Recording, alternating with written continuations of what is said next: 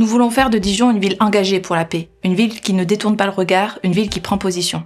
Les communes ne sont pas condamnées au silence. Elles peuvent et elles doivent s'exprimer contre les guerres et aux côtés des peuples opprimés à travers le monde. Construire une culture de la paix, ce n'est pas un slogan, c'est une volonté politique.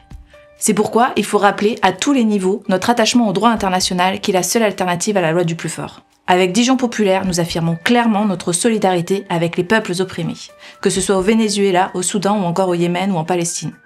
C'est pourquoi, si nous sommes élus, nous porterons au conseil municipal une motion pour défendre la paix en Palestine, exiger la fin de l'apartheid et du blocus à Gaza, mais aussi condamner tous les génocides. Nous défendrons également des jumelages avec des communes engagées pour créer des alliances concrètes avec des peuples en lutte et renforcer la solidarité internationale. Mais la paix, ce n'est pas seulement des déclarations, c'est des actes concrets ici, chez nous.